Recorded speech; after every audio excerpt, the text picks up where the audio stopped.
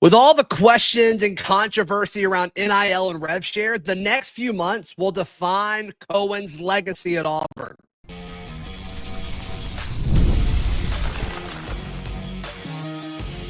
You are Locked On Auburn, your daily podcast on the Auburn Tigers. Part of the Locked On Podcast Network, your team every day. Yes, welcome on into Locked On Auburn, your daily Auburn Tigers podcast. I'm your host, Zac Blackerby, and thank you so much for making Locked On Auburn your first listen every single day. Lindsay Crosby of the Barn and a million other places hanging out with us. Today, we'll talk about Auburn's newest addition to the 2026 recruiting class, Kentrell White, the tight end, what that means moving forward. But the first chunk of this show is going to be all about rev share and NIL and the conversation that has really just sparked and blown up since Hugh Freeze and John Cohen met at a speaking engagement up in Alexander City last week. And I haven't really, I would have done extra shows. I've been out of town, but we get to dive into this now together. So the next few months are going to decide how we remember John Cohen as Auburn's AD. Regardless of how long he stays, it will be defined by either he nailed and was victorious and withstood, the I guess the adversity that Auburn's kind of put themselves in, because essentially they're saying, hey, Auburn's doing things the right way, and the teams that we're recruiting against aren't doing things the correct way. And Hugh Freeze is publicly backing him. And Lindsay, I just think if it works out, it's going to be great. I just think the deck is kind of stacked against us right now, given when you look at the brands that supposedly are doing things a way that, Cohen doesn't think is by the rules. When you look at the brands that are Alabama and Georgia and Florida State, these massive programs, I just don't think that's going to go the way that they think it's going to go. But goodness, I hope I'm wrong. Can I explain to everybody what the right way in Cohen's mind, like what he's talking about? I think it's a great place to start. Absolutely. Yes. Okay. So under the new House settlement rules, where there is this cap on money going directly to players, it's a $20.5 million cap for the next academic year. Steve Cohen, I'm sorry, that's the baseball guy. John Cohen's interpretation. Yes. Steve Cohen owns the Mets. Sorry. John Cohen's interpretation of this whole thing, as he understands it, is that August 1st of a recruit's senior year, so this upcoming August 1st for the 26 class, that is the first date that student can receive revenue sharing offers or financial aid offers on paper from an institution. Official. This is a on paper, and this is a number that we are pledging to you. And you can't actually sign that until you have submitted paperwork in December in the early signing period. So it's not like it's official on August 1st. It's not signable until December, until you commit. Before that, this is according to John Cohen, before that, any offer that the school tries to make to a player has to be verbal only, which is as good as the paper it's not written on, right? Yeah, sure. And any third-party NIL offers that are, or any third-party NIL that is offered to those players verbally, right, has to go against that same $20.5 million cap. And so Cohen's perspective here is, you see kids committing in July, they're committing based on numbers that are not written down officially and binding on the school. Yeah. So, and the example he specifically gave last week, he said you have an $800,000 offer, and the school says we're going to give you $400,000 in rev share, and we're going to give you $400,000 through a third party. I'm not 100% sure that everybody in this country is operating under that premise, which is reality. And if at any point in time they go over that rev share number, which can reflect both the third party offer and the rev share offer, we've been told there's some pretty harsh penalties. So the gray area is the third party number. I think we all are in agreement on the rev share side of it, but it's if you get a pool of company A that says, hey, we want to pay this player to be our spokesperson or do social media for us, you pay them. And then it has to go through this process to say like, okay, well, is what they're getting paid actually fair market value? Yeah. That's what's going to There's an approval process called the clearinghouse that is going to look at the offer from an impartial perspective and say, hey, is this player actually doing the things to get $400,000 in this? And that's kind of the thing to me is where I think they're trusting the system too much, because I don't see how that's possible or how it stands legally. One thing you said, an offer verbally is worth, the paper that it's written on, which is nothing. I will push back a little bit on that, because if you're a Georgia commit or an Alabama commit and you've got this offer from Kirby Smart or Kalen DeBoer, I think news and word will travel fast. It's like, hey, they offered me $100,000. I assume that's low, but $100,000. And when it came August 1st, I got 80,000. What in the world? What in the world's going on? I think that news would travel quickly, and I just don't think there's any way in the world some of these top programs would allow that to happen. Yeah, this is the Jalen Rashada situation, kind of, right? Where he was promised a number, and then he got a smaller number, and then he left. I do think that you're going to see delays. August 1st is not going to give us any clarity, because there's no way the clearinghouse is going to be able to start processing all of those deals in that time frame. And the first time they reject one, we've got to figure out the whole process and everything there. I do think that, I kind of agree with you that here's the thing. Nobody's ever followed all of the rules in recruiting. It's not like this has fixed everything. There's always been other stuff going on. And if you always just stuck by the rules when it came to recruiting, you were always behind. I do think that maybe he's correct in his understanding of the logistics of everything. I do question the third-party stuff. But one, what's the NCAA going to do to you? What's the most significant punishment they've levied against anybody in the last 5 years when it came to NIL? And then, And then two, when have SEC schools, and I'm not going to name names, but we all know who I'm talking about, when have the other SEC schools we're recruiting against ever followed the rules when it came to recruiting? And I'm not saying we should actively break the rules, but I'm saying they've never been a stickler for following the rules, and it's never been a problem. And the NCAA has been less willing than ever to be true and noble. Let's say you're correct, but I still think there's plenty of time to pivot if you're Auburn, regardless, which is the good thing here. But I also think there's time to pivot if you're these other schools too. Like if August 1st does roll around, and then whenever these deals get approved or not approved, you're Georgia or Alabama, then you've got to, take a step back and say, okay, what are we doing wrong? USC, I think, has the best class right now. And so are they able to pivot? But I just don't understand. Freeze's quote, let me find it real quick, where he talked about how low they were compared to everyone else, which was a little alarming. It sounds like it sounds like we're not close on a lot of these. And I wish I could find this. Right now. Is this it? There is a quote here. Yeah, go ahead.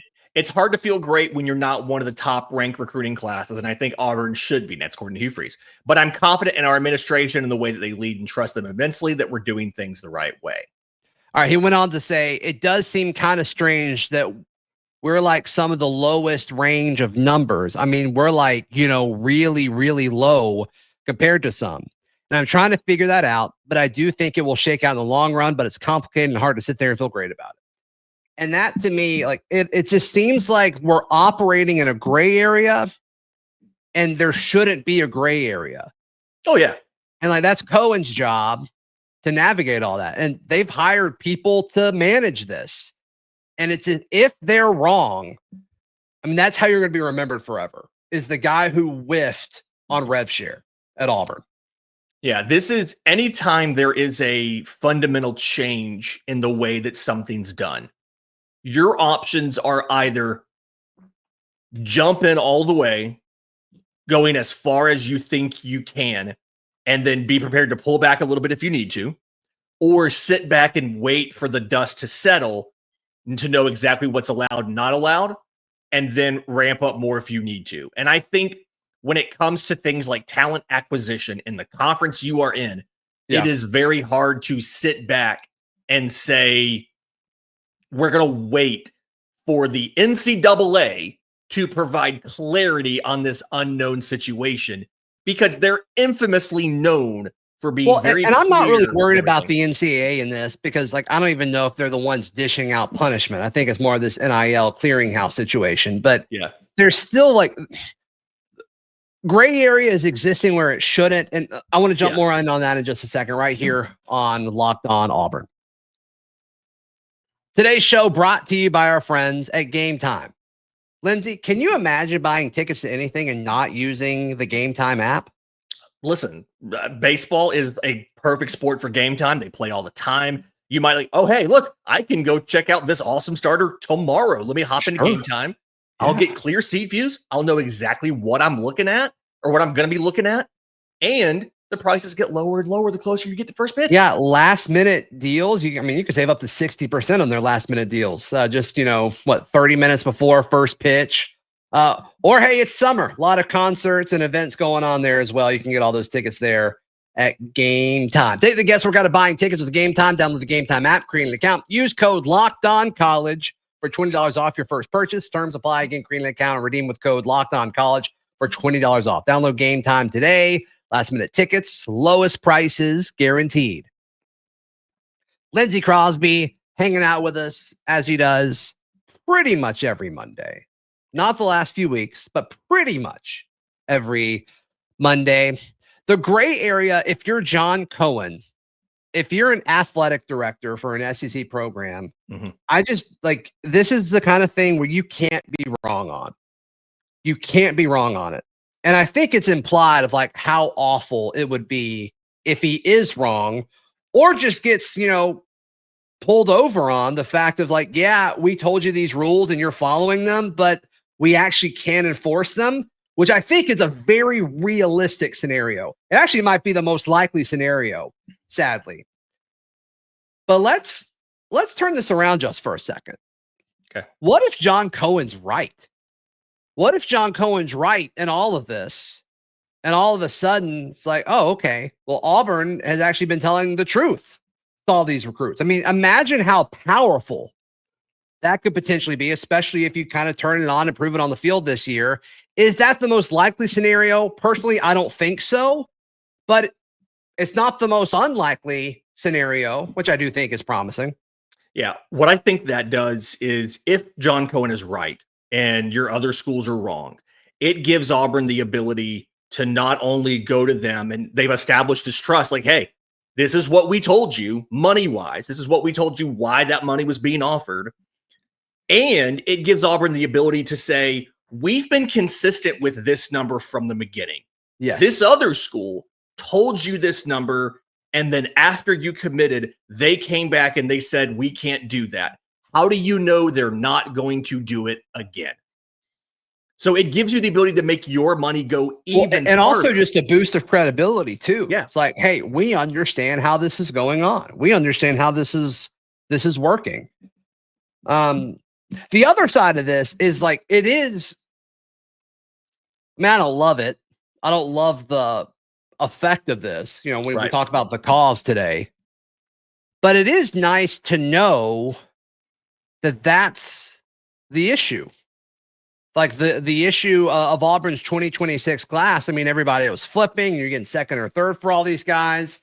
And then it almost lets you step back and say, okay, well, like if they're offering way, way less than everybody else because they believe that these rules are this, like it is nice that we don't have to wonder like what in the world is going on.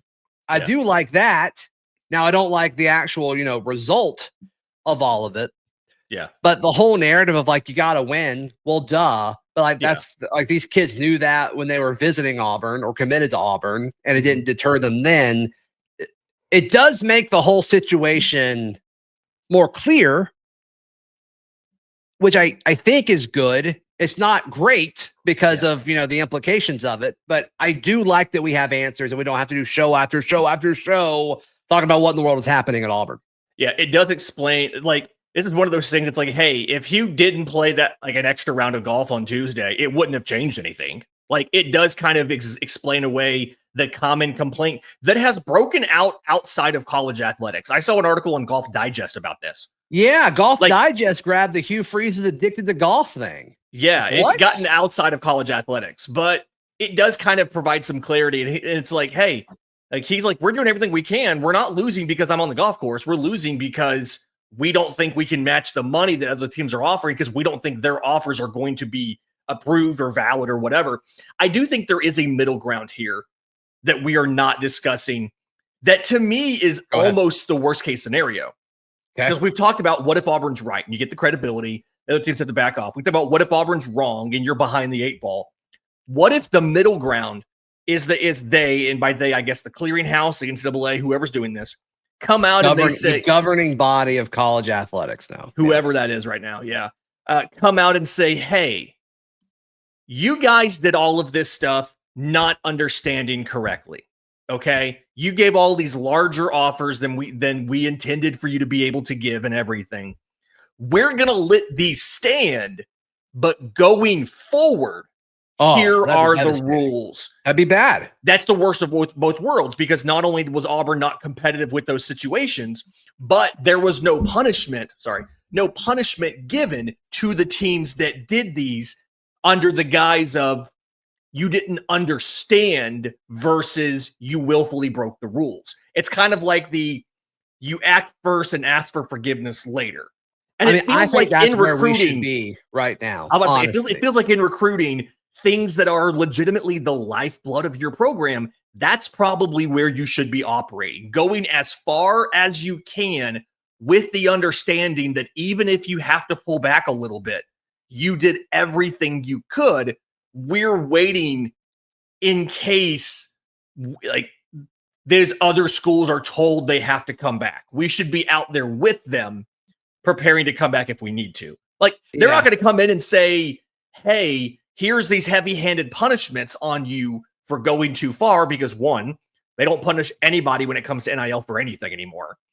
But 2, you legitimately have the argument they can. Like, I don't think you actually can do that. And until that's pushed legally, we won't know the answer. Yeah, but there's that. And then there's the whole thing of you have a legitimate explanation of you were not clear with the rules. We did not know. And when the lawyers get a hold of that, they fight it and they do all of that. Is Auburn would it suck to have more of the barn cheating stuff going around? Yeah, but you also would not actually face punishment because the lawyers would take care of it.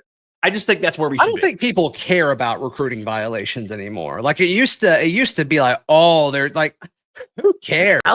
Alabama reported some really dumb baseball recruiting violations like 2 weeks ago, including one where a coach bought a koozie for a recruit.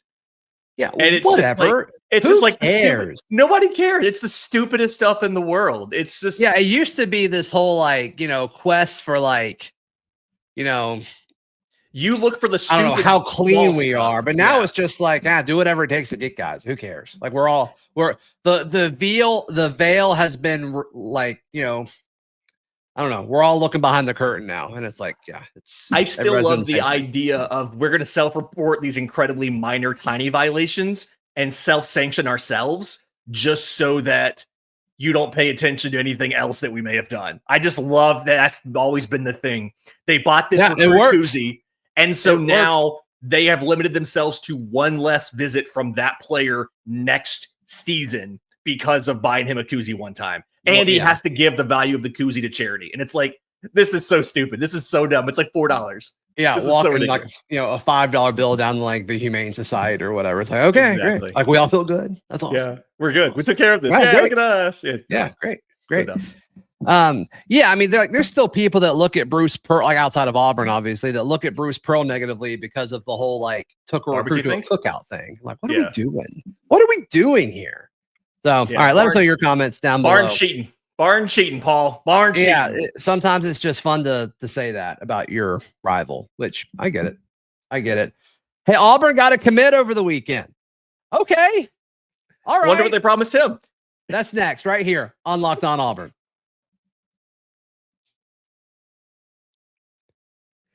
Kentrell White, the 3-star tight end from Midtown, Atlanta, Georgia.